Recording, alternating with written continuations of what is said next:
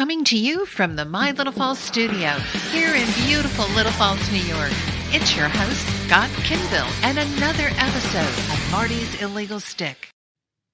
Hey, what's up, hockey fans, and welcome to episode number 45 of Marty's Illegal Stick, recorded here on September 28th, 2021.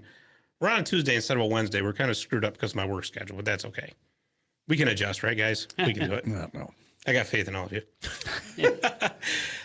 So anyways, we got a very fun show lined up for you. Last week, we did kind of a New Jersey Devils themed show. Well, this week, we're doing a Boston Bruins themed show. So we're kind of shifting gears, but we're kind of, staying in the Northeast region. So anyways, I'm going to bring in my panel now. We're shorthanded this week. The professor cannot be here. Not really sure, what's going on, but, he's okay. It's just, other commitments. Other professor type commitments that he's got to do. But breaking somebody out or what? Yeah, maybe. Okay. Perhaps. Yeah. But anyways, I got our other usuals though. To my right, I got my dad, Leo Gump Kinville. What's up, Gumper? Hey there. We've been talking about the weather at the beginning of this every time we start, but this time we're going to talk hockey because I actually saw the first preseason game last night, and even though we got clobbered, not last night, Monday night, whatever hell night it was. But so tonight we got another game. This is Tuesday. Last night would be Monday. Well, yeah, I guess it was last night. We're used to Wednesday, so he screws me up with these changes here. No, it isn't. His team got clobbered so bad that he forgot what day of the week it is. You forgot what year it is. Okay, moving right along. We had it's great to be here, Scott. And you got to bring in a Bruin fan besides. That's what makes it fun. Here we go. Hi, Connor. How you doing? But before we bring him in, we'll bring the Sabre fan in too. So, I know. Our producer, Dave the Save Warner. Yeah, Texas Stars. Okay, you're still on that kick. I'm still on AHL. You've been demoted. Okay. Yeah, I'm down there in the gutter. Someday, pal. Yeah. Someday. Yeah. All right, and our guest this week is the co-host of the Pucklines Podcast. He's a Bruins fan, an NHL hockey fan, just a hockey fan extraordinaire, and a good friend of mine. I want to bring him in, Mr. Connor Green. What's going on, Connor? Hey, fellas, how you doing? It's great to be here, finally. I know we've been trying to work this out scheduling-wise for quite some time.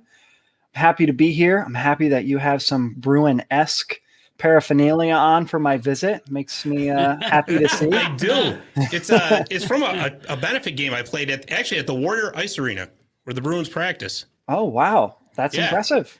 Yeah, if we had the camera a little bit closer, you can see there's a little Bruins thing on there. I mean, I'm a Kings fan, so I had to wear my hat just to rep. But no, that's a beautiful complex they have out there. It really is. It is. I've been able to go there. I think it was about 2 to 3 years ago.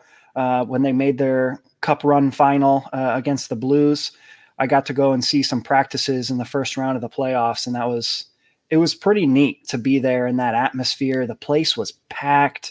It's just a really nice facility, and it's not hard to get in and out of, which is a huge plus. Well, for me, it was because I'm not used to driving in Boston.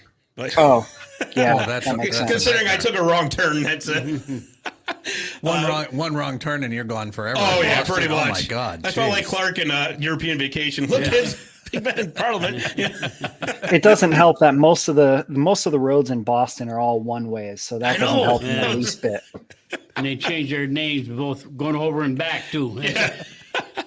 No, but I mean I like how they got the retired players' numbers, just like they would at TD Garden.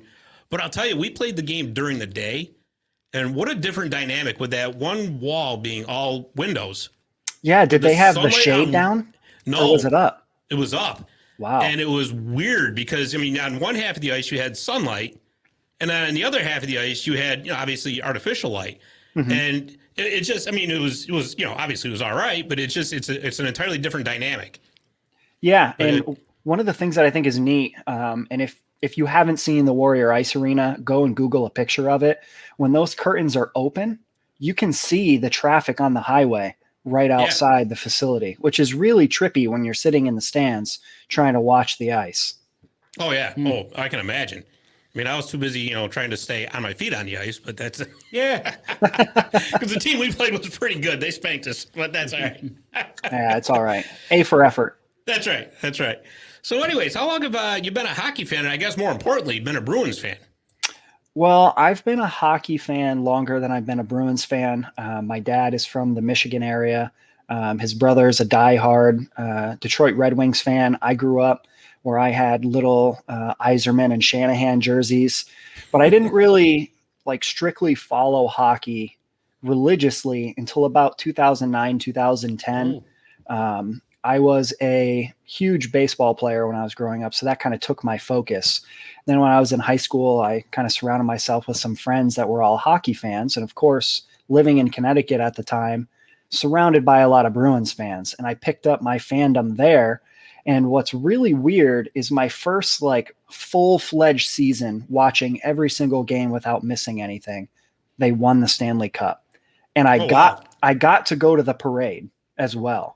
I played hooky, and my mom took me and my cousin up there, and we met up with my aunt, who was a reporter, and went to the parade.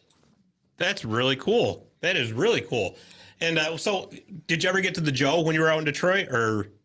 So I actually have cool stories for those. I moved out here. I currently live in Illinois, and the last season of the Joe, I went, and I have all that final year stuff. Nice. Wow. Then I turned around and I had the first year at the Little Caesars Arena. So I got the last at the Joe and the first at the Little Caesars Arena and all that paraphernalia along with it. Oh, wow. That's cool. And because I guess that Little Caesars Arena, they kind of built that into the ground, didn't they? Yeah, so they did. Half of it's in the ground and then half of it's above ground, right? Correct. So when you walk into it, the concourse is expanded. It's probably triple the size of the United Center. If you've been there, or the TD Garden. Most of them are pretty narrow for walking. This one's probably triple that. And they have bars and restaurants all outside of it, some shops. And then after you get kind of on that concourse, the bowl goes straight down, and there's steep seats. It goes straight down into the bowl. Wow. It is impressive. And the lights. Yeah. Yeah. I guess the idea is to have basically the fans right on top of the ice. Yeah. And the lighting in the arena with, they have these cool LED lights on the top of the arena above the Jumbotron. And that's phenomenal. And then the really neat thing, and obviously this is Little Caesars Arena, but they have Little Caesars pizzas that you can go get. You can go up on the concourse and you can get a box Little Caesars pizza. Wow. And surprisingly, it's not $60 like regular arena food would be. Yeah, right. Can you get the cheesy garlic bread? Because that's my favorite from Little Caesars. I don't recall that you could, but I wish. I'm a crazy bread fan. And you didn't ever try to sneak an octopus in, did you? No, I have not yet. I'm sure if I go a couple more times, maybe I'll give it a whirl for a good story and some content for the podcast. Yeah. You get to the octopus or the Kraken, I'm in. Yeah, right. I can see that's a battle of the mascots right there, right? Yeah, exactly. So speaking of the podcast, how did you get started with the Pucklines Podcast? So I'm actually not a founding member of the podcast, but my co-host, Andrew Taverna, was the original founder. I took over in June as his co-host. There was some issues with the prior co-host having some scheduling conflicts, so I just ended up taking over. And since then, we've expanded to a couple different platforms and opened up a brand new YouTube page, which is kind of exciting. Originally, the show started off as strictly Bruins content and gambling on all hockey-related content. And actually, just recently, as of a week and a half, 2 weeks ago, we expanded to all of the NHL and put a little bit more on our plate. So coming up this hockey season, we're going to have absolutely tons of coverage. We've got a lot of exciting things planned. If anybody's interested and wants to check it out, you can go to pucklinespod.com. And that is our own personal website. And we have links to every kind of social media you could imagine to give us a follow. And it's been pretty exciting. And we can't wait for this new hockey season. Likewise with you across the table over there. Oh, Exactly. absolutely. Absolutely. And I just watched your new episode this morning, episode number 23. And that gambling section you do there with Andrew, I'm like, wow, maybe, I don't know. Should I go online and maybe place a bet on it? No, because So, I'll lose. I always do. I struggle with that. I'm honestly not a huge gambler myself. That's more of Andrew's kind of ploy at it. But I am more of the analytical mind. Mhm. So he goes and starts talking the odds and this, that, and the other thing. And I kind of just cherry pick. Like, who do I think has the best opportunity to win more money based on the odds? So, like, for example, you listen to the Pacific Division. Mhm. And my pick on that one was obviously the Vancouver Canucks. They had such long odds, but I don't think they're that far off from winning that division. So not really a gambler. That's more of Andrew's thing, but I give my hockey 2 cents as to what would provide for that gamble. As long as the Canucks don't destroy OEL with the bag skates. Did you see that?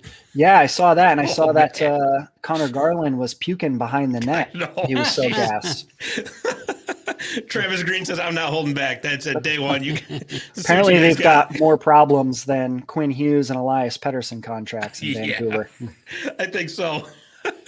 So when do your new episodes come out? Do you guys have a set date where they come out? Or we tried to do every Tuesday, but we've been a little bit more aggressive than just once a week. Like this last week, we did 2. So we kind of been putting them out just as we record them because we're trying to do more content than not.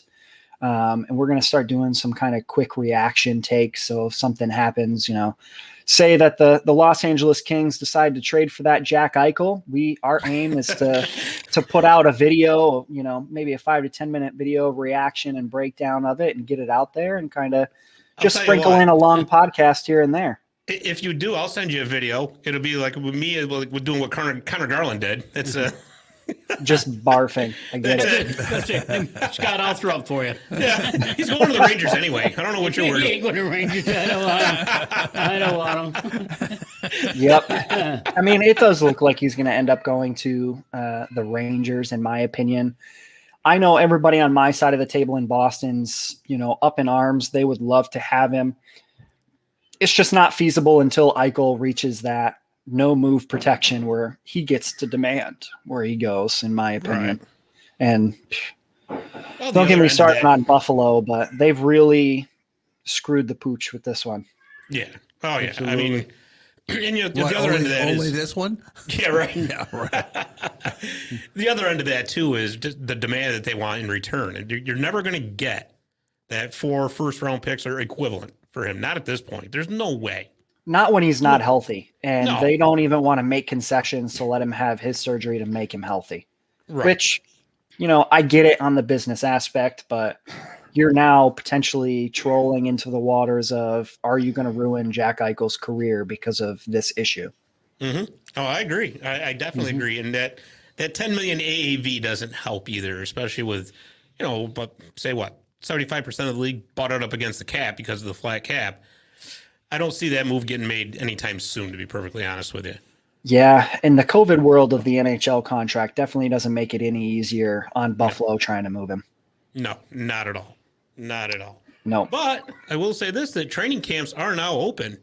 And like you said, Andrew was at the Bruins camp covering the guys. So what do you think so far from what you guys are seeing? Any prospects you like? Or Of course, the big one for the Bruins is Fabian Lysell. He was the first-round pick here this last draft. Really, really speedy. A lot of people, including Bruce Cassidy himself, kind of alluded to he has a lot of similarities to David Pastrnak after he was picked, which, of course, everybody is having absolute meltdowns about. But let's calm down. It's his very first training camp.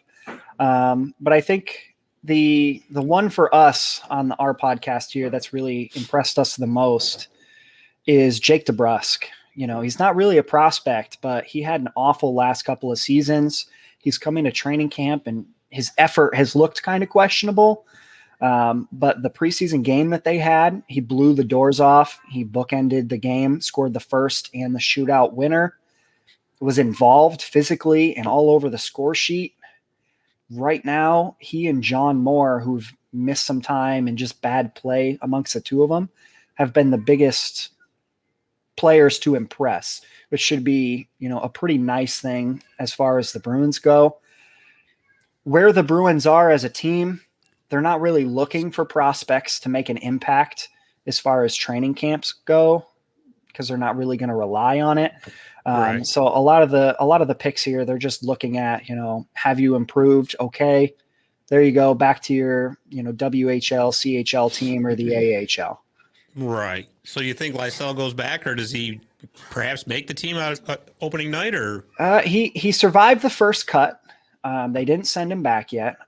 He's going to end up playing in the WHL for the Vancouver Giants. And I think he will not crack the team because he's coming over from the Elite League in Europe. They play on bigger ice. He's going to need a season or two, whether it be in the AHL or a minor team. He's going to need some time to kind of progress there. So I would say no. The one big name that everybody's kind of looking to and alluding to is Jack Stanika. He's put on a lot of pounds and a lot of weight coming kind of out of that rookie-ish body. He's got top 6 talent. And of course, putting the cart in front of the horse here, but with David Krejci's departure, it kind of opens up some space for opportunities. And he being a center with top 6 talent and this progression physically, he's got a lot of eyeballs on him to impress. But I'm not sure that he actually even makes the NHL roster. Yeah, I wanted to ask you about that because, that Krejci leaving hurts. Let's just be, it is what it is, right? But if I was a Bruins fan, I would have been like, well, could you at least announce that before the draft? Yeah. It kind of changes things a little bit, free agency had already opened up. Good for him. He wants to go home. There's, can't blame the guy for that. But it leaves a gaping hole at the second line center. And I'm wondering your thoughts on who's going to step into that role for the Bruins this year.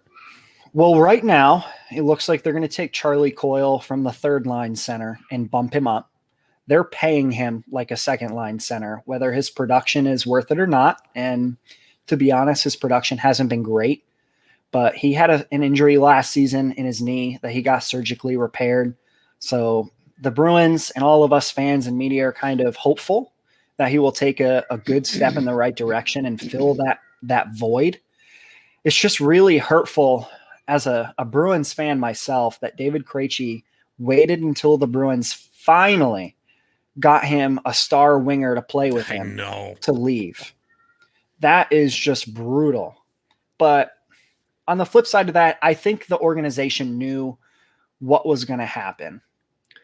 So they weren't as shocked as the rest of us fans were in his teammates. They kind of saw the writing on the wall. They had the conversations with him. They knew it was going to happen. And I think they purposely held back on any announcements themselves or, endorsing him to make those announcements because of some contractual things. I think they were looking in the trade market to potentially get another center before that broke. Just so, say, for example, the hot topic was Christian Dvorak. You don't want Arizona to know that David Krejci's leaving and drive the price up. And give them leverage, sure. Yeah. But if Charlie Coyle can't make it, I think the opportunity is there for a young Jack Stanika. But I don't think the Bruins, with where they are in Patrice Bergeron and Brad Marchand's career, are going to be comfortable with somebody who has less than 100 games in the NHL being their second line center when they're trying to win a Stanley Cup. So it feels like Charlie Coyle or other who they will trade for at some point during the season. And it's funny. I should preface this by saying that how Connor and I got to know each other was I was on the Pucklines podcast to talk about the Kings. What was that? A couple months ago, I think it was. Yeah, a couple months ago. Yeah. We were talking about trade possibilities involving Jake DeBrusk. And of course, you guys didn't like my Charlie McAvoy idea, but that's all right. McAvoy for Eichel, one for one. I don't think the rest of your listeners liked it either, but that's okay. Right? They're like, wow, where did you find this guy anyway? Yeah, not the hardcore Bruins fans. They're definitely really protective of McAvoy, especially now. But that's, if Jake DeBrusk has a great camp, and let's say he gets off to a good start this season, that could be your trade chip right there. Yeah, it could. I made this reference on our podcast yesterday. Rooting for Jake DeBrusk or, any player on the team that you root for to do bad in a season so that the team will get rid of him or he'll just move on is like purposely stubbing your toe on the coffee table, because now you're just butchering one of your own assets who the Bruins last season could have used a Jake DeBrusk with good trade value, because they needed somebody, on the likes of a Matthias Ekholm to make a good playoff run. And Jake DeBrusk would have been that trade chip, but his value was trashed. So I think the most important thing is, yes, drive that value up by setting him up for success. And I think he might be a trade chip for either a second line center or a bona fide top 4 defenseman, which has been on the list according to Cam Neely. Oh yeah. I mean, I think that's everybody's dream come true, is to find, because you know what? Those are getting harder and harder to find. And if you look at like with the free agent market this year, I'll tell you what, the price tag on those top 4 defensemen is going incredibly high. Yeah. And gosh, you see some of the contracts that these defensemen have been signing, like Makar and Seth Jones. And then, I couldn't believe that one. I'm like, whoa. what? And it's like, Stan, put the bottle down before you sign that contract, Yeah, and not to get too sidetracked on that, but I think Stan Bowman's doing some things just for PR purposes to roll some dust over some of their other stories. But as a Bruins fan, when I see that contract being signed, I'm thinking, oh my God, Charlie McAvoy is about to get an 8-year, $30 million AAV contract. Right. This is about to be absurd. It is, especially when you look at what Zach Werenski signed for, Miro Heiskanen. Cal Makar, that's it. Yeah. I mean, I can't imagine what the Rangers are going to have to pay Adam Fox if he has another good year this year. Yeah. I mean, even your Buffalo Sabres up there in your neck of the woods when they signed Rasmus Dahlin. I mean, he was still a pretty hefty contract for how young he is. I'll tell you what. I mean, I know that last year was just an absolute and complete dumpster fire for Buffalo, but I think that was actually a good deal for them, for the team. I really think Dahlin could have got more if he wanted. Yes and no. I think the team kind of being a trash heap, for lack of better words, is a good and a bad. I'm always on the AHL. I'm always of the stance that you don't want your team to consistently be bad, because Rasmus Dahlin will know nothing but being on a horrible team. Right. And I think that's bad for kind of the mental psyche. But I think Buffalo kind of needed to bottom out and implode and make the tough decisions. I just hope that for Buffalo's sake, because they've got a fantastic fan base, Absolutely. I hope that their front office is prepared and ready for what they're doing. And based on what I'm seeing already, I don't think that that's the case. Yeah. I mean, I like Kevin Adams, but I think, you know what? And I've said this on this show before, when John Davidson got fired from the Rangers, the Pagulas should have had Davidson on speed dial to get in there and run that team for them. I truly believe that. And they just let him go. I mean, obviously, John Davidson wasn't unemployed long. What was it, about 2 days later? Columbus hired him back, Yep. But, I mean, that's really what they – because I think, Kevin Adams has a good hockey mind. He just doesn't have a lot of GM experience. And what the Sabres need right now is an experienced GM to say, okay, this is how we're going to do it. Something similar to what Stevie Y did. Right? Yeah. I mean, he basically built Tampa Bay up to nothing. And I'll tell you what, he's doing a heck of a job in Detroit right now, too. Oh, yeah. They're not good now, but I'll tell you, look out for that team in a couple of years. So yeah. And on the track of, hoping that you get somebody with a little more experience. And one of the people that I saw for Buffalo, once Rutherford left the Penguins last year, I said, oh my God, this would be perfect. Bring him in as a senior advisor or maybe president or vice president of hockey ops. I thought that would be a home run for the Sabres, bringing somebody of that caliber into their front office. Sure. Well, I'll tell you what, though, at least we haven't got to worry about them bringing Peter Chiarelli in. He's with St. Louis now. So. Oh, man. The Black Widow of hockey operations. Everywhere he goes, he just ruins it. I know. Oh my God. It's how many bad trades can that guy make? I know. Right? Either that or signing a goalie like in Edmonton when he signed Koskinen into that big contract they fired him the next day. Like, yeah. That's it.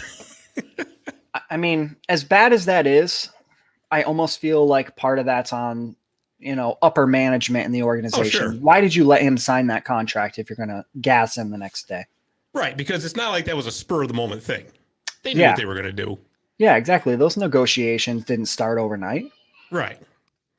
But anyways, back to the Bruins. So, your season outlook, my friend. What are the biggest strengths of the Bruins going into this season? This might shock some people, but I think the strength of the Bruins is going to be their bottom six this year. So in previous seasons, we've always had, the top line, which needs no mention. They're consistent as all get out. You've had David Krejci in that second line previously, and you've added the pieces to make that a successful second line. But the depth scoring in the bottom six for the Bruins has been atrocious. It's mostly been role players as far as the PK, etc.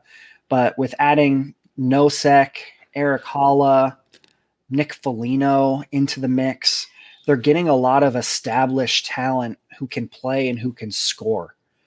And I think coming into this season, that's going to be their difference maker. Their defense is always going to be solid. Their goaltending seems to be like it's not going to be any worse than last year. I think Linus Ullmark, with the play and the stats that he had on Buffalo, should be even better than that with a better defensive-minded team in Boston. I think it's they're going to be in the top three of their division. They're probably going to make it to the conference final, and that's where I think the buck stops there. Unless they do something within the season at the trade deadline, I think their lofty aspirations kind of stop at the conference final. Now, as far as the weaknesses go, I say that they're a very good defensive team, but I don't think their defense is good or great. I think their forwards play very defensive-minded, kind of following that leadership of the next Selke Award winner and the future renaming of the Selke Award, Patrice Bergeron. But their defense has a lot of question marks. 2 years ago, they moved away from Chara. They moved away from Krug, and they went real young last season. They had a Jeremy Lauzon come in and play a lot of really meaningful minutes, just to end up losing him to Seattle in the expansion draft. So they bring in a Mike Riley and they bring in a Derek Forbert to slot into their top four. I haven't personally seen a lot of Forbert, but he is, no questions, no doubts, he is going to be playing with Charlie McAvoy. By the way, they've been playing it in training camp so far. Can he be the stay-at-home defender and play with a McAvoy? I think he can, but I'm not as confident that without seeing him play. I know that you've probably seen him play a little bit. He was on the Kings, so yeah, you may have some more insight that you can get to before I move on. Well, I can tell you that I saw him play quite a bit. Obviously, I watch a lot of Kings games, and he was actually paired with Drew Doughty quite a bit. And all I can tell you is if he's going to be McAvoy's partner all year, good luck. Hopefully his game's improved. I mean, it's not that he's a solid defenseman, but he's also a guy that you don't want playing 22, 24 minutes a night. And that's the problem, right? Never know. With years of maturity under his belt now, maybe things have changed. Because I mean, he's a big guy. He really is. He's going to clear the front of the net out for you. There's no doubt about that. And I think that's what the Bruins are kind of looking for. So the way I've looked at it is, I kind of made the New England Patriots reference to what the Bruins are doing. In New England, they just have a style of player in their roster.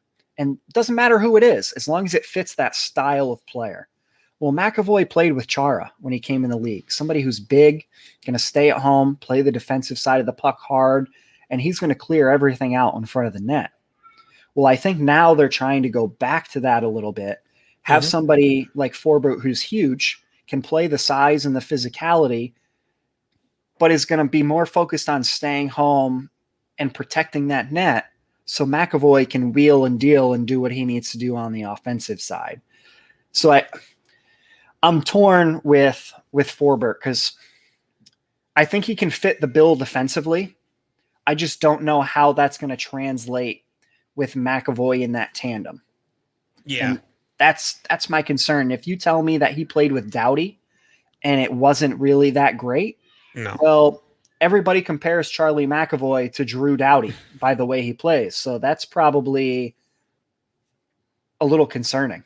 Right. And like I said, Forbort was young too when all this was going on. So like I said, maybe, because I haven't seen him play much since he left the Kings, because he went to the Jets and then or he went to the Flames, then the Jets, and now the Bruins. And I really don't watch a lot of Flames or Jets hockey. So, maybe his game did get a little bit better.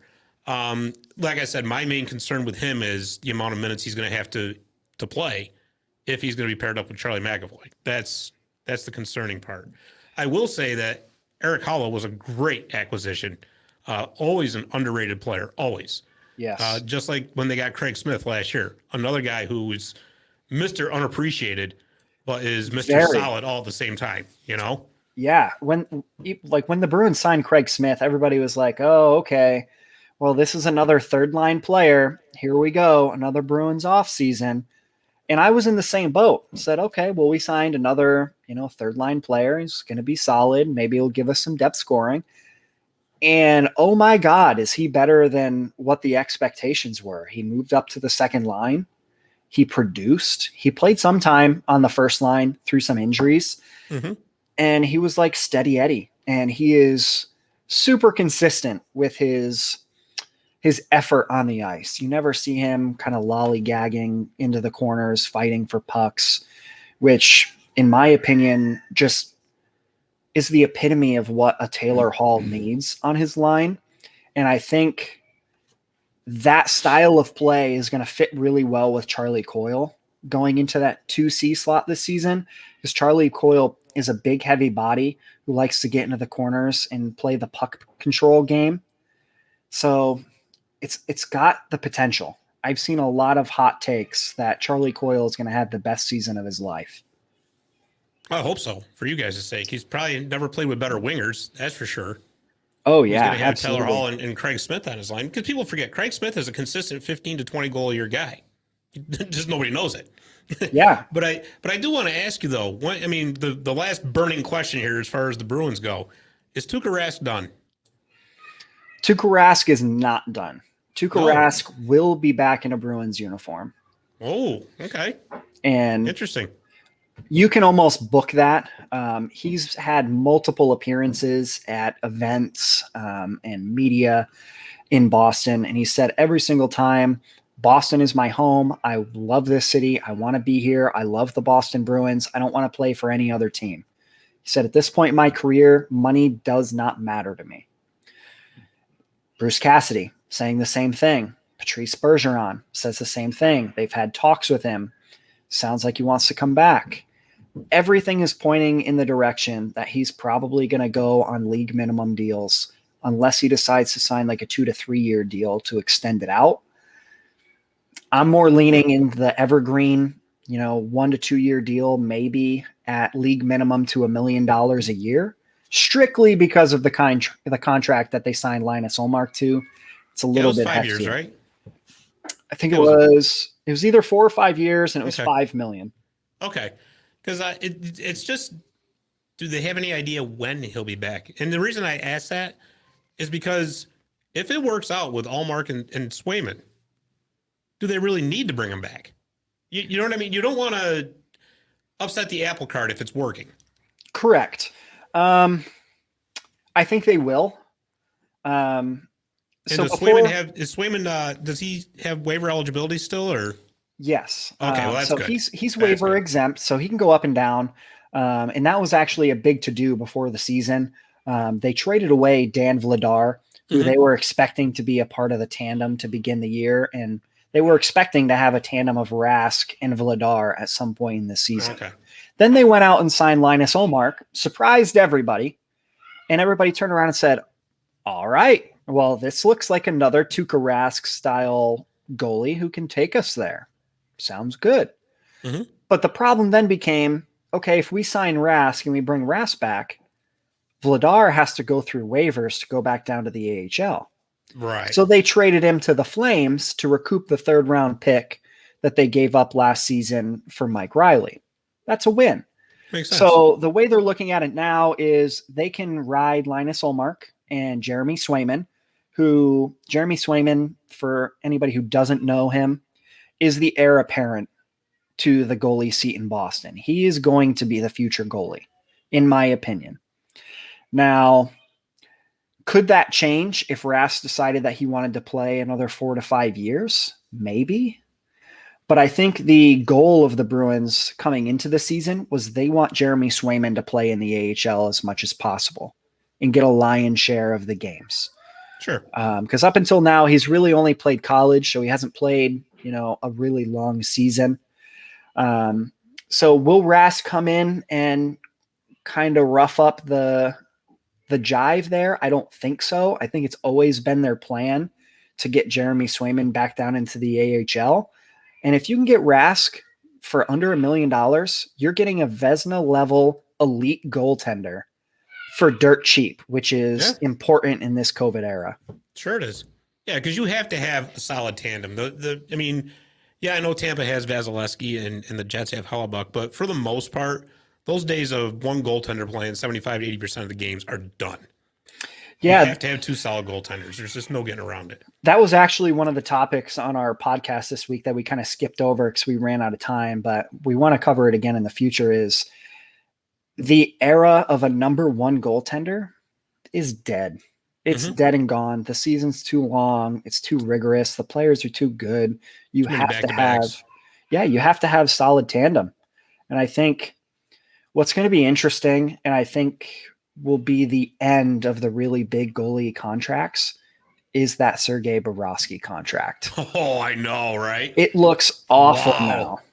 Wow, I know. Man, oh man. And they still got, I think, 5 more seasons years left. Yeah. But you know what? Knowing him, he'll give them one solid, mark my words, he's going to give them one solid season out of all that. I will say that. I just, something tells me that Spencer Knight, for as good as he was last year, might go into a little bit of a lull this year, the sophomore slump kind of deal. And I think it'll be this season that Bobrovsky actually plays decent. I don't know if he'll ever get back to the Vezina level. I don't think he will. But I'll tell you, that division you guys are in is tough because now Florida is an actual legit powerhouse as well. So, yeah, I mean, that top 4 in your division, including the Bruins, it's going to be a dogfight all season long. And it's going to be extremely interesting to see what happens. But, I'll tell you something. Every time I bet against the Bruins, because I say, oh, no, Bergeron's too old. Marchand's getting old. This is the year they start to fall. They always prove me wrong. Always. So I just stopped doing it. I said, nope, not even saying a word anymore. But we know it's coming.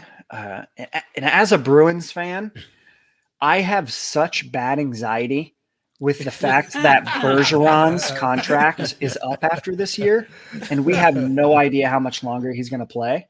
Once Bergeron is done on the Bruins, I think it's going to be absolute chaos, and the rebuild starts the next day. Yeah, because he's, 37, right? I think he's 36, but he has come out and said that doesn't plan on having any contract talks throughout the season. He's going to deal with it after this year, after his contract expires.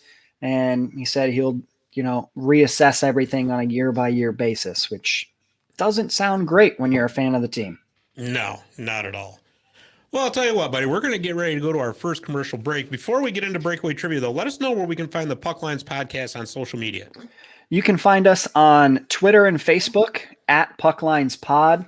And, of course, you can visit our website, pucklinespodcast.com. We have links to everything there. And then, of course, for Twitter, you can find me at ConnorGreen777. And then my co-host there, Andrew Taverna, at Andrew Taverna. Awesome. Very awesome. And, of course, you'll be joining us next segment, too, because we got some more hockey to talk about. Woohoo!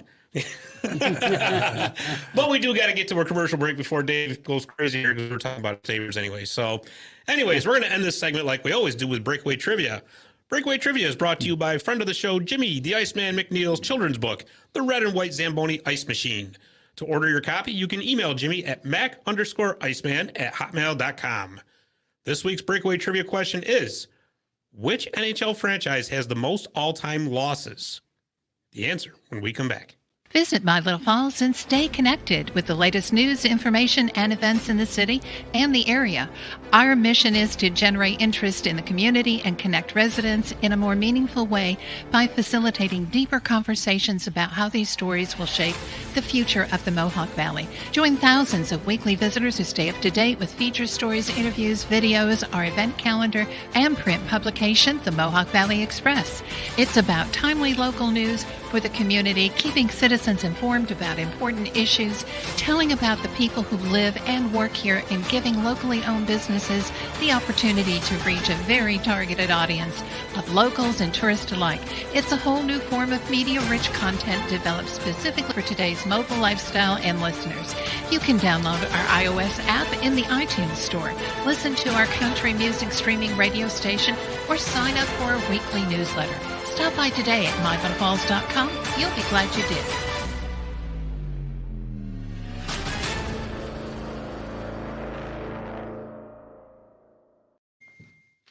You know, that commercial got me so pumped up. I was shadowboxing during the break. I love that music. Where did you come up with that? I forgot. Could you see him doing that on the ice? He'd be going. I have done that. Down. Yeah. And I looked like a turtle on its shell when I fell down, too. Oh, boy. So we're back with segment 2. But I'm going to read you guys the breakaway trivia question one more time because I know you want to hear it again, Gump. Yeah, just for you. Yeah. And the question is, which NHL franchise has the most all-time losses? So who is it? Well, I looked at this earlier. I got thinking about the old California Golden Seals and the Kansas City Scouts and all that. But I know they really haven't been around. They weren't around long enough. And I went back to the original 6, thinking it's got to be those guys have been there from the beginning. So I went with the Detroit Red Wings. It's interesting. It was a good thought. It's a good thought. A good thought. A good thought. I lost again. Okay. I love those good thoughts. But Dave, did you Google it again, or do you have a guess? No, I didn't Google it, but I was thinking the Red Wings based on longevity kind of thing. But yeah. How about you, Connor? I would have to guess probably Toronto Maple Leafs. Wow. Yeah. He got it. Yes! I give up. He got it. He brings you guys in here on his show every week. This is our 45th show. I've won one. I'm glad to see that we're tied. I know I'm old, and you guys are on the ball. But every guest you bring on here wins.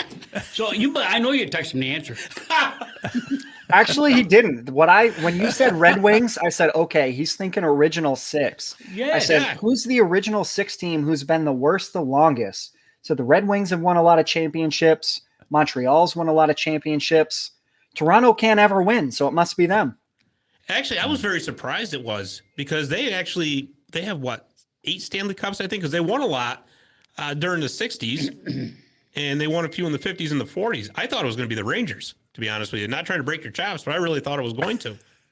But no, it was. It was a good thought to think original 6, though. You could have picked the Rangers, and he would have never. I was waiting for him to do it, too. You know that shadow boxing? Yeah. It'd have been real boxing. Do you know how many losses they have? No. It's 2,823. That's okay. We weren't last. No, not the Rangers, the Leafs. Oh, the Leafs. Oh. At least the Leafs can win something. Oh. Wow. You know, in 1972, I spent a lot of time in Boston in the military. Are you trying to say this is your child? No, I was going to say, wait, are we related? My ship was in the yards there for a while. And we got to go to an awful lot of Bruins games. And I got to see Bobby Hull and the rest of them play that. Not Bobby Hull, Bobby Orr. And I watched especially the people in the old Boston Garden knew I was a Ranger fan. And I had a lot of fun there. And the fans were fantastic. They are Boston Bruins fans. There's no doubt about it. Oh, yeah. And I had a riot. I had more fun. Unfortunately, you beat us, and I had to hear about it all while I was there. But we did have a lot of fun. So. But I'll give you credit. You're a sport. You kept going back for more. Oh, yeah. We had our same seats. Everybody there knew me. And it cost me a lot of money because I had to buy a lot of beer. Even back on the 5-cent beer nights. Oh boy. We did have a lot of fun there. And the old Boston Garden was fantastic. I would have loved to have seen a game there. It was great. And I went there. I told the guys earlier in another podcast that I went there once. I'm not a big basketball fan, but I did go to a Celtics game because I wanted to see that parquet floor. So, and I did get to see that, so I was happy. So. Very cool. All right. So anyways, happy birthday to Hall of Fame goaltender Grant Fuhr. Fuhr turns 59 on September 28th. Now, remember we were just talking about the old workhorse goaltenders, right? The number ones who just played every game. We want to talk about a guy that was the absolute number one when in his prime, Grant Fuhr. Jeez, I guess. That year that the Oilers 87-88 season there, when the Oilers won the Cup, he played 75 regular season games. You'll never see anything like that. Ever. Just unbelievable. Anyway, so happy birthday to Tom Sestito, the native of Rome, New York, played for the Blue Jackets, the Flyers, the Canucks, and the Penguins. He turned 34 on September 28th as well. Connor, we're in central New York, just outside of Utica, so we like to point out the locals that have made it big, and Tom did. His brother Tim was on the show a couple months ago. His brother Tim played for the Devils and the Oilers as well. So impressive. Good dudes. Yep, really good dudes. And happy birthday to the captain of the 2015 AHL Western Conference champion Utica Comets, Cal O'Reilly. O'Reilly turns 35 on September 30th. He's still playing. Where? He's playing for he's playing for Lehigh Valley, the Phantoms. Okay, yeah, all right, yeah. Flyers Farm Club. So yeah. So I definitely want to go to that game. I was always a big Cal O'Reilly fan. We'll see him. He was We'll awesome. see him. So. All right, the NHL has released its top 50 players right now list, and the top 10 looks like this. Number 10, Brad Marchand. Number 9, Artemi Panarin. Number 8, Victor Hedman. Number 7, Andrei Vasilevsky. Number 6, Austin Matthews. Number 5, Sidney Crosby. Number 4, Nikita Kucherov. Number 3, Leon Draisaitl. Number 2, Nathan McKinnon. And number 1, Connor McDavid. Conor McGregor makes it again. He did. So, guys, let me ask you, are any of these players rated too high or too low? What do you think, Connor? Most of them, I will say, are pretty on par. I don't know. I feel like the Brad Marchand, Artemi Panarin could be argued either way. I know Brad Marchand is probably one of the top wings in the league, and I'm a Bruins fan, so I shouldn't argue that. But neither of them jump off as the best player on their teams, which I think is weird. Really? You don't think Panarin isn't the best Ranger? No, not right now. I don't. No I kidding. think Adam Fox is taking the cake there. Wow. No but kidding. You can't put Fox in the same, category as all these other players yet. So right, not after one season. Yeah. This top 50 players just seems like a favoritism contest. Oh, yeah. Oh, it definitely is. It was like, remember when they had the Centennial there? It was in 2017, and they released the top 100 players of all time. Yes. And like Jonathan Toews was on that list. It's like, really? Of all time? I mean, he's a great player, but let's pump the brakes here a little bit, Yep. Gump, what do you think of that list? I think they ought to take the Sidney Crosby, and they ought to move him back to about 166th, because I don't like him, period. Yeah, that's my opinion. Why don't you tell us how you really feel? I don't like them. The rest of them, they know what they're doing. They picked it up pretty good, I guess. You know what one I have the problem with? Victor Hedman at number 8. I think if you're going to look at overall players, I think there are better players to be put at number 8. Victor Hedman's a great defenseman. He is. But I think David Pastrnak is better. Actually, if you had to have a defenseman on that list, I would have put Cal McCarr there. I would probably agree with the Cale McCarr. I think you hit the nail on the head, Connor, when you said it's a popularity contest, and right now the Lightning are the it team. So of course you're going to see Lightning all over. I mean, there's 3 of them in the top 10, and deservedly so. I mean, they're great players, right? But I mean, I think right now Victor Hedman's name is carrying him more than really anything else. Yeah. Not to say that, he's a bum, he's terrible, they should put him on waivers. I'm not saying that. But what I am saying is, to me, in my eyes anyway, he's no longer the number 1 defenseman in the league. Yeah, and now that I'm thinking about it a little bit, number 4, Nikita Kucherov, how can he be in the top 50 players right now if he didn't even play last season? He just played in the playoffs. Get out of here. I know, right? I don't feel so bad now. Well, he got the whole, he got to rest the whole regular season. Then they were amazed at how well he was playing in the playoffs. It's like, well, no kidding. He's been resting the whole time. What do you expect? The rest of these guys have been beat up, Yeah, absolutely. I mean, shoot, go take a month off of work and then go back and, see how it feels. Probably feels fantastic. Oh, boy. So anyways, the Seattle Kraken played and won their first ever game, defeating the Vancouver Canucks in a preseason action. So guys, will the Kraken pull a Golden Knights and go all the way to the Cup final or even make the playoffs this season? I said no with the Golden Knights and lost. I'm going to say no with the Kraken. I'll watch me lose again. Well, I'm a great loser. Listen, so long as the Kraken aren't playing Breakaway Trivia, you'll be okay. Yeah. There you go. I don't think at least make the playoffs. No, not out there in the West. There's too many good teams out there. Yeah. As far as I'm concerned, but that's my opinion, and you know what that means. Yeah, well, That means nobody's listening. Yeah, that's true. That's true. I'm here as a joke. no, don't say that. But no, I think that there's too many good teams in the Western Division now. There's a lot of them out there. And every year, everybody's trying to improve, so they did get a lot of good players in the draft. They did. Kraken? Yes. Well, they got a lot of good defense players. I don't think anybody that can score, but They got a lot of good. They got a lot of good defensemen and a lot of good goaltending, but their forward depth is like the land of misfit toys. I know. Yeah, but if you can't put the puck in the net, Yeah, exactly. you got to score. Yeah. I know that, but keep scoring too. That's bad. That's Well, if you keep everybody else from scoring. well. Of course, I was a goaltender, so I got to go with that. So you know what that's like. Yeah. I don't foresee it. I mean, it's not Golden Knights Part 2 with the caliber of players that they got. And when they went through the expansion draft, you saw what they were doing. They're picking young players who don't cost a lot of money because they're going to weaponize that cap space. They are not looking to win. So I think it's a pretty guaranteed bet that they won't win, and they probably won't even come in the top 5 in their division.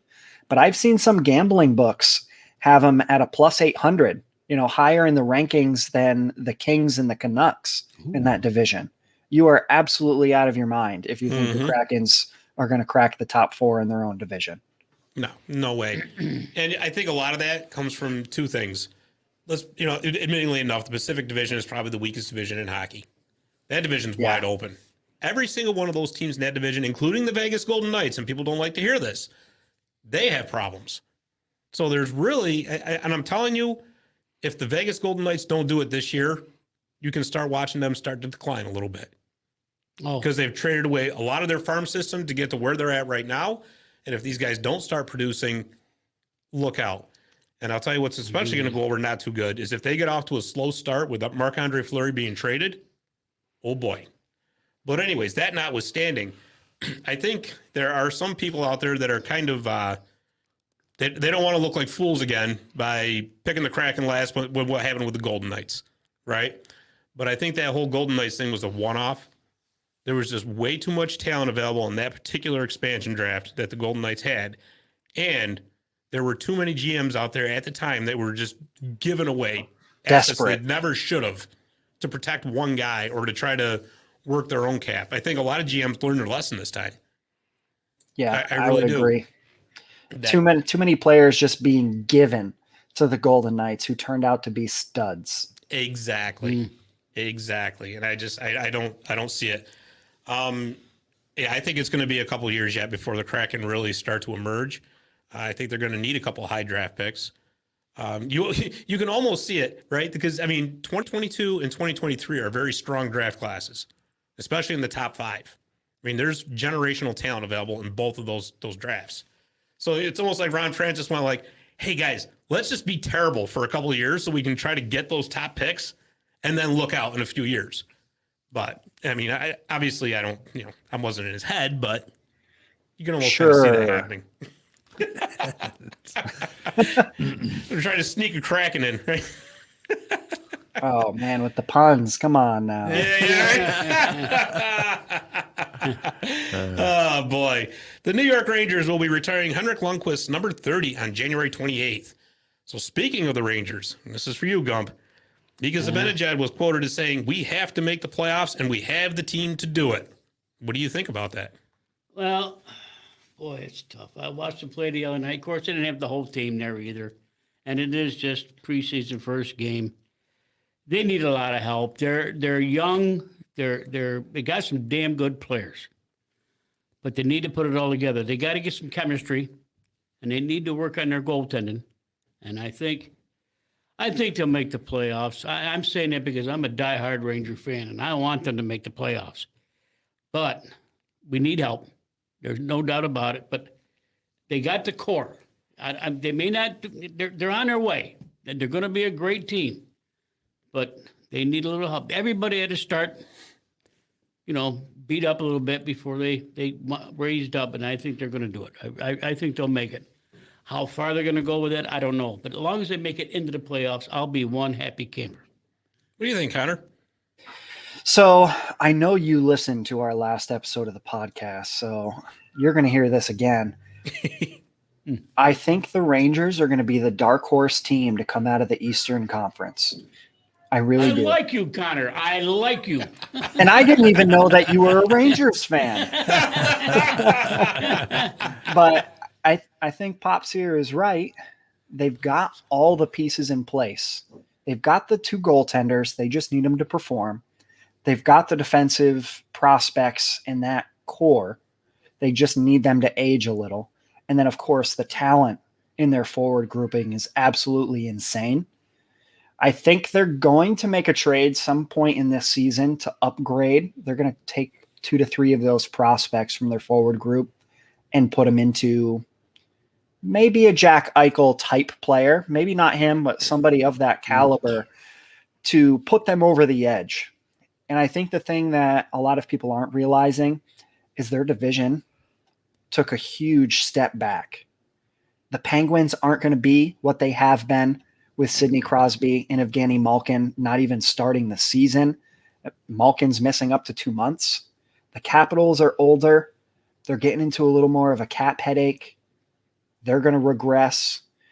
I think the only real competition now for them in that division is going to be Carolina. Don't forget the Islanders. I don't think the Islanders are going to be legit. Really?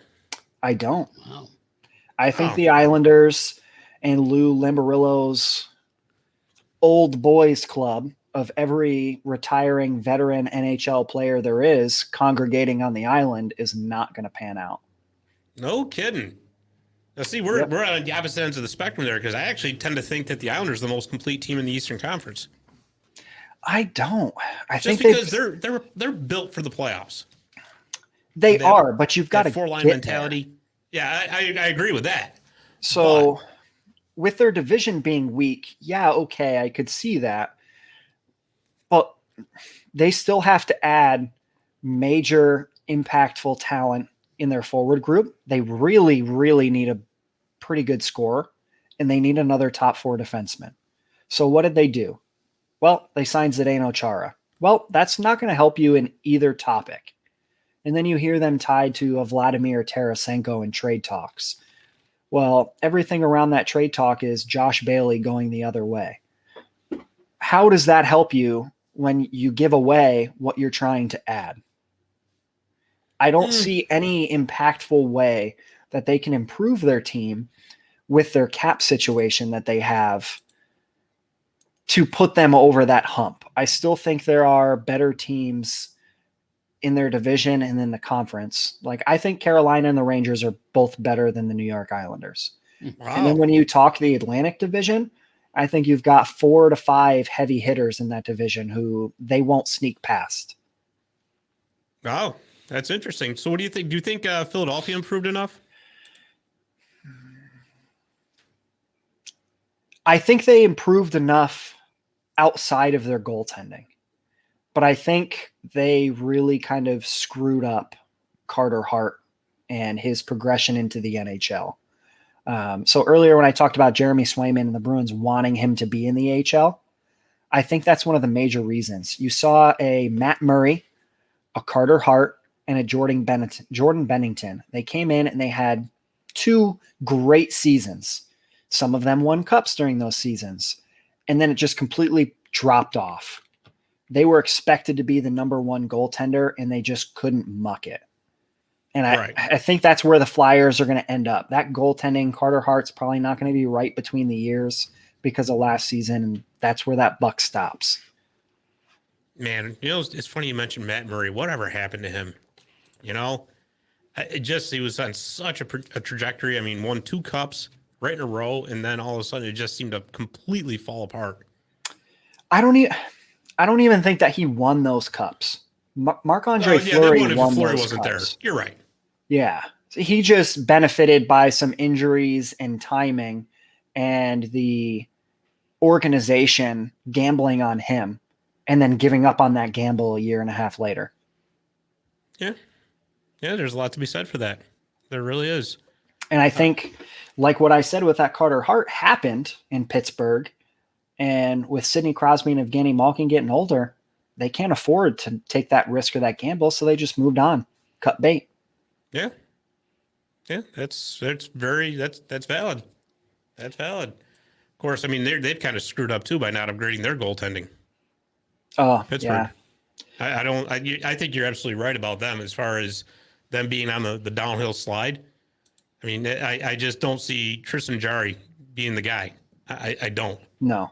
So I really don't. Every team has to experience pain after being successful. The Kings were really successful for a while. The Blackhawks had that dynasty type. Tampa Bay Lightning are having it now. Pittsburgh Penguins are just coming out of it, and they're feeling that pain because you've wasted all your assets every single year going for the cup. And it's time that you start recouping those assets by trading some top players. Yep. I totally agree. You do everything you can to keep that window open, but that window always manages to close. And it's just about time for them. And I think, unfortunately for the Capitals, I think you could say the same for them. I think that Father Time is catching up with that team in a hurry. Yeah, and I think they seem to have a lot of like personality issues on that team with random players. It was Burakovsky a few years ago. Now it's Evgeny Kuznetsov. Yeah. There's just always something going on that doesn't make sense. I know. I don't understand it at all. But I guess that's why they play the games, and we'll see. Yeah, that is very true. Oh, so anyways, we're going to end this segment like we always do with Website of the Week. Website of the Week is brought to you by 315hockey.com. 315hockey.com is your news hub for all levels of hockey in Central New York. This week's Website of the Week is blackandgoldhockey.com. I chose that one because you guys are on that as well. And you can see all the other Boston Bruins action and websites and podcasts and all that on there too. It's a cool website, so check it out. So that's it for segment 2. We're going to take our last commercial break, and when we come back, we're going to take a ride on that Zamboni Time Machine. We'll be right back. Need to find that gift for someone special? Visit Little Falls Presents at the Stone Mill and Canal Place. Stop by today to find unique artist work, t-shirts, coffee cups, gift towels, greeting cards, tote bags, koozies, and original oil paintings and prints. It's all about the art of the gift. For more information, visit mylittlefalls.com/shop or call 315-508-5310 for details. And we're back with segment 3, the Zamboni Time Machine. The Zamboni Time Machine is brought to you by Zamboni.com, and the Zamboni name is used with permission. This week, the Zamboni Time Machine takes us back to October 11th, 1952, and the television debut of Hockey Night in Canada. Hockey Night in Canada actually has its roots as a radio program, where it began in 1931 and was known as General Motors Hockey Broadcast. Hall of Fame broadcaster Foster Hewitt was on the call for Saturday night games from Maple Leaf Gardens in Toronto. In the beginning, only the third period of games were broadcast, as league and team management were afraid of broadcasting the entire games would discourage ticket sales. By 1950, television was on the rise. All major sports were beginning to embrace the medium, except for, of course, hockey. League president Clarence Campbell did not like the way the game looked on television, and was fearful that if fans could watch games on TV, they would not buy tickets to attend in person. Maple Leafs president Conn Smythe completely agreed with Campbell, but thankfully Smythe's son Stafford was able to convince the pair of the revenue potential in television broadcasts, and thus Hockey Night in Canada was born. The first Hockey Night in Canada broadcast was on October 11th, 1952, and was from Montreal. The game was broadcast in French, and the show was called La Soirée du Hockey. Like that? Wow. Sounds to me like you're swearing in French. Yes. I swear. That's right. I actually can swear in French, but I'll refrain. Yeah. The English language Hockey Night in Canada made its debut from Toronto on November 1st, 1952, with the legendary Foster Hewitt on the call. The broadcast began 1 hour after the game started as a concession to Campbell and Connoy's desire to protect ticket sales. From the theme song to such characters as Dick Irvin, Harry Neal, Brian McFarlane, Dave Hodge, and of course Don Cherry and his coach's corner, Hockey Night in Canada is forever cemented in hockey history. And that, my friends, concludes this week's trip on the Zamboni Time Machine. You know, I miss the old Hockey Night in Canada, though. It's just not the same You grew anymore. up on that, right? I did. You had to be home Saturday night. Yeah. That was it. We were fortunate enough to be close enough to the Canadian border Right. to Yeah. be able to get CKWS that up, out of Kingston, we did. Ontario. So, yeah, those were the days. And, of course, that was back in the days, too, when you just couldn't turn on, watch hockey on any night of the week, Yeah. I mean, Right. it was a happening. You didn't care what the teams were. No. As long as you get to watch it, boy, you get the popcorn and beer and Yeah. you just sit right there and watch the game. That's funny. And, of course, I grew up in the 80s, so they always had the Leafs on, and so you always got to watch the Leafs when they stunk. So that was, That was fun, right? But I was, I was always happy when the Oilers were playing anyway, because at least got to see Gretzky. Yeah. So. Yeah. They did throw those games in once in a while, too. Well, yeah. they had to for ratings. Well, Connor, this has been a lot of fun. This really has, man. We really appreciate you coming on the show. Absolutely. Anytime. It's been a pleasure. Nice to meet the other two of you here. I've seen plenty of Scott, but glad to finally meet you guys. Thank you, Connor. It was a lot of fun. Glad to have you. Always too much of Scott. I hear that a lot. It's funny. Oh, boy. Well, that's all we got for this episode of Marty's Legal Stick. We want to let you know that you can find us at martysatlegalstick.com. You can find us on Facebook and Twitter at Marty's Illegal Stick Hockey Podcast. And we're on YouTube and all major podcast platforms under My Little Falls. So, for Dave the Save Warner, for Leo Gump Kinville, for Connor Green, and myself, Scott Kinville, thanks for watching. We'll see you next week.